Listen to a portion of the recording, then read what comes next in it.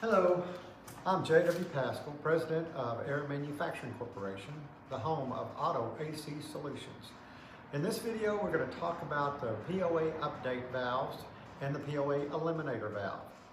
Both are great options on these older cars made from about 1965 through approximately 1972 that use the POA, or in the case of the Ford, the STV valve. They come in many different versions for the fitment to your vehicle.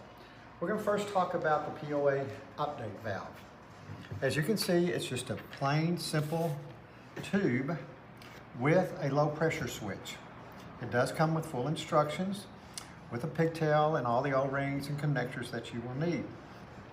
This is a drop-in complete replacement to the original POA valve. Then we also have the POA billet valve that, as you can see, looks original to the factory valve. It comes with a 4-page instruction manual. It also comes with a thermatic switch, electronic, to adjust the compressor to make it a clutch cycling system.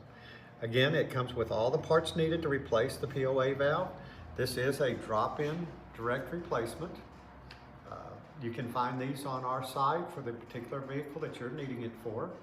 If you have any questions, please contact us at jw@amcmfg.com or call us at 940-549-0288.